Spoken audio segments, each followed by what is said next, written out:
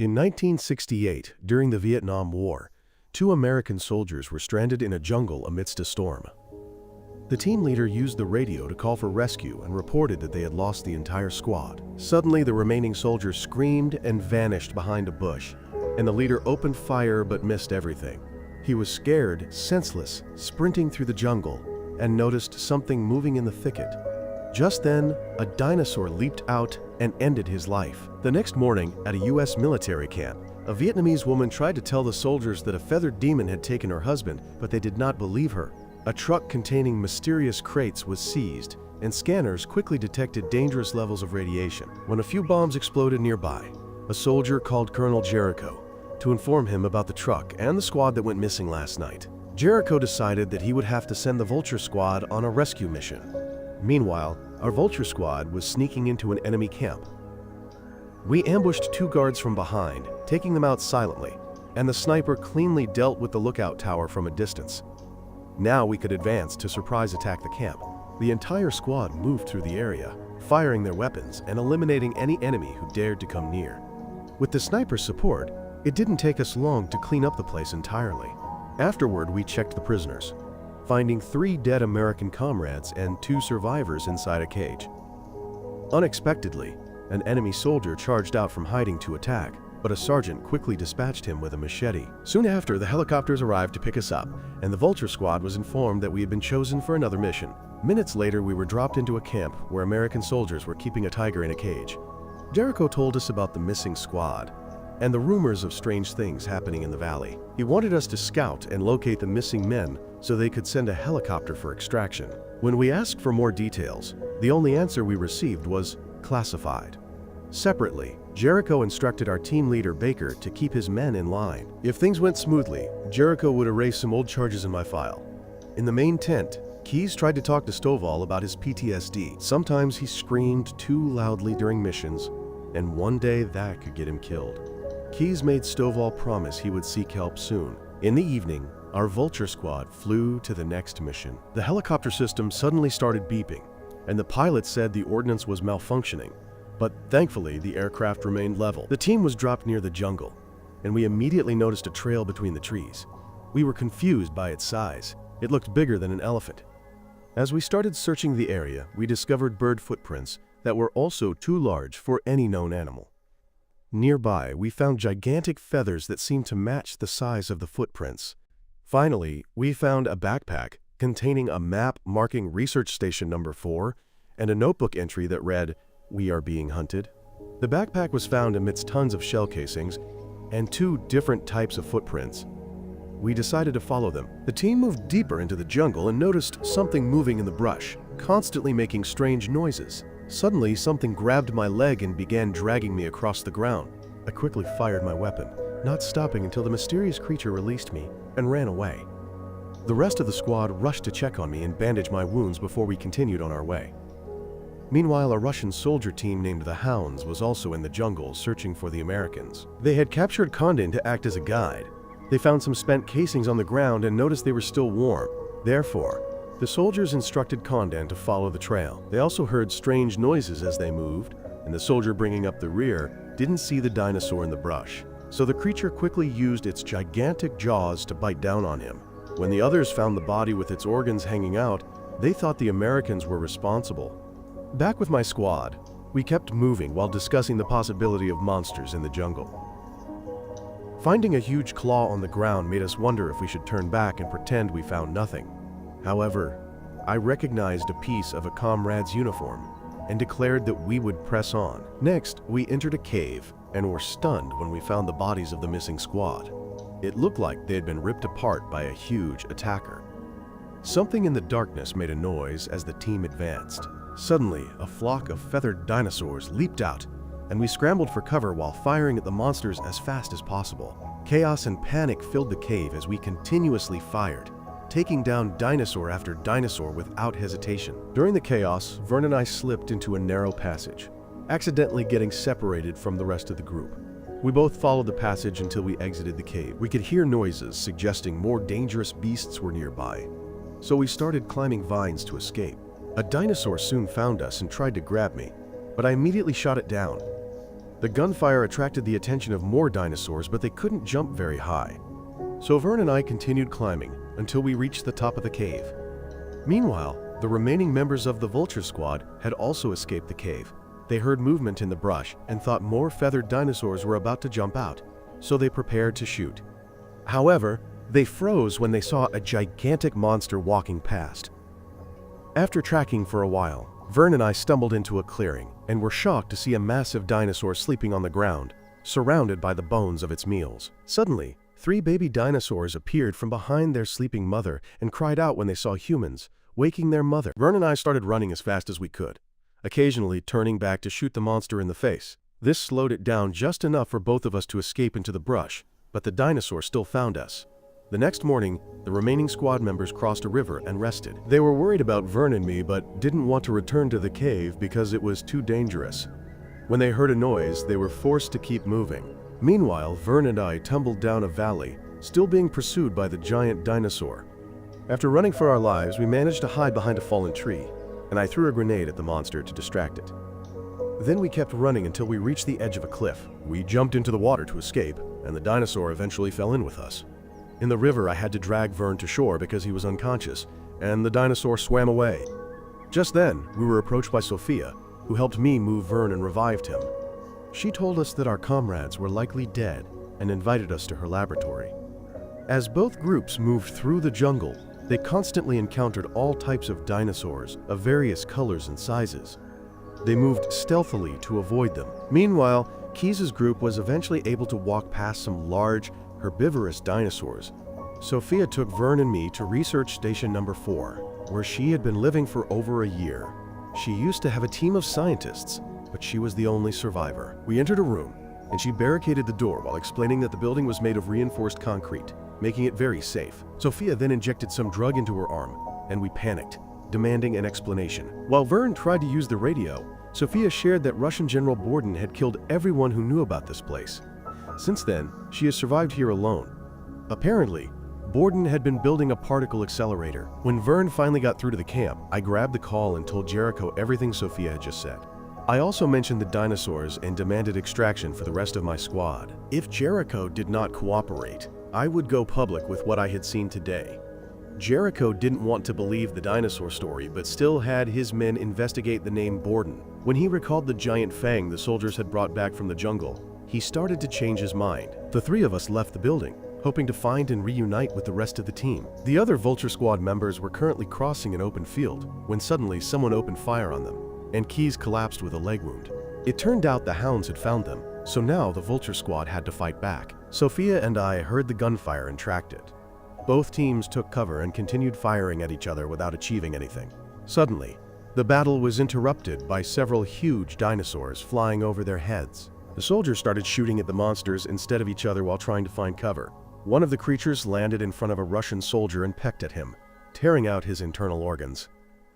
Then all the dinosaurs gathered around him for lunch, so the other soldiers took this opportunity to flee. The Vulture Squad carried Keyes into the forest, while the 2 remaining Russian soldiers opened fire, holding off the monsters before they reunited with Condon. Once we were far enough, we stopped to bandage Keyes' wound. Just then, my group found them, and the whole team was wary of Sophia because she was also Russian. Suddenly, small dinosaurs jumped out of the brush and started running circles around us, even climbing trees to get closer. We immediately opened fire and killed one after another, but more and more kept coming. We were so overwhelmed that one dinosaur snuck behind us and snatched Keyes. After being dragged a distance, Keyes was dropped near a tree and surrounded by dinosaurs. He used a branch to fend them off, but then a monster leaped onto him from above. Keyes struggled to push it off and stood up, determined to fight. However, the dinosaurs suddenly decided to flee. Keyes thought it was over when he was unexpectedly tackled by a larger predator, the one that had scared the others away. The monster continuously stomped on and shook Keyes, causing more injuries. Just then, Keyes heard his friends approaching, so he grabbed his knife and stabbed the dinosaur in the neck. Hearing the creature scream, we quickly opened fire. The creature ran away in fear, and the squad rushed to Keyes to tend to his new wounds. Sophia suggested we abandon him, but I refused. In the evening, the group arrived at Sophia's building, and Keyes was placed on a table so we could inject him with painkillers. I noticed Sophia sneaking out of the room and followed her, only to discover she was injecting herself with a dose because she was an addict. Sophia explained that the dinosaurs were an accident that could have been prevented. Her husband was a nuclear scientist, and she was a paleontologist. The Russian military had sent them deep into the jungle to conduct dangerous research on a particle accelerator, supposedly to create a wormhole that would allow them to invade the US. However, Bordon had cut corners on funding. The accelerator malfunctioned and opened a portal to the past, allowing dinosaurs into the present. Afterward, the entire research team was killed except for Sophia, who was not in the building when the Russian soldiers arrived. Borden abandoned this lab and is now building another accelerator in the mountains. That night, we saw a dinosaur run near the building and decided not to shoot to avoid revealing our position. However, the dinosaur found a window, and we were forced to shoot it in the head. All the commotion attracted the attention of more creatures, so we quickly took positions at the windows and kept firing for several minutes until the monsters disappeared. When something started beating on the door, we fired at that too, but the dinosaur returned to the window. All of us concentrated our attack on it, which gave a second creature the opportunity to break down the door and rush in. Together we pushed the monster back and locked the door. Then, one of the dinosaurs climbed onto the glass roof and smashed it with its head. We fired at it too, but we couldn't deal with all the dinosaurs at once. Sophia told us about a back exit to the pier, but Keyes knew he wouldn't make it, so he told us to leave without him. Stovall shared his last cigarette with him before fleeing with the others. When the dinosaurs finally managed to get inside, Keyes activated 2 grenades. On the pier, the remaining survivors witnessed the explosion and mourned their friend before boarding the boat. The next morning, the boat was still traveling up the river. I told the team about the particle accelerator, and they agreed to destroy it. Sophia tried to warn us, but passed out due to withdrawal. When she woke up, she explained that we couldn't bomb the accelerator because it would destroy the world. Instead, we had to pull the plug. We admired the dinosaurs in the area, and Sophia took the opportunity to try and steal another syringe. We tried to stop her, and during the struggle, we dropped the syringe, and a dinosaur caught it when it leaped out of the water. I scolded Sophia and gave her cigarettes to help her cope. Stovall observed the underwater creature coming ashore and devouring smaller dinosaurs, but the others wouldn't let him shoot it. Later, Stovall intended to end his own life. However, I stopped him in time and reminded him that we needed him. After several hours of sailing, the group arrived at a foggy area. As soon as we disembarked, we found a pile of human corpses on the ground. We moved cautiously through the forest, but the fog still obstructed our view, allowing a pack of small dinosaurs to easily jump on us by surprise. Chaos ensued as we did our best to defend ourselves with guns, knives, and even fists. Seeing all his friends injured, Stovall lost his mind and screamed while shooting all the monsters. He then ran forward to lure them into following him. He stopped at the riverbank, where he continued shooting at the rushing monsters. Eventually, he was left with only 1 bullet, and he laughed loudly when he heard Keyes' voice in his head. The last bullet was used to end his life, and the dinosaurs gathered around Stovall's corpse to devour him. That night, the team finally reached the Russian base, and I called Jericho to share the location. Jericho said it was a national security site, so we weren't allowed to mess with it or even approach it. I pretended there was too much static, making it seem like I understood that I was allowed to act, so I requested a rescue helicopter before hanging up. We finalized the plan and began the operation. We sneaked around the walls and silently killed all the guards we found, decapitating them if necessary. While most of us continued to move to kill Russian soldiers, Sophia and I discreetly approached the main area. We found out that the remaining members of the Hound team had returned, and Condon hated Borden for letting dinosaurs take over her homeland. After what they had been through, the Hound team was also dissatisfied with Borden and nearly opened fire, but other soldiers escorted them away. While we started planting explosives around the camp, Sophia and I took down 2 guards to free the Hound team, who heard our plan and agreed to help.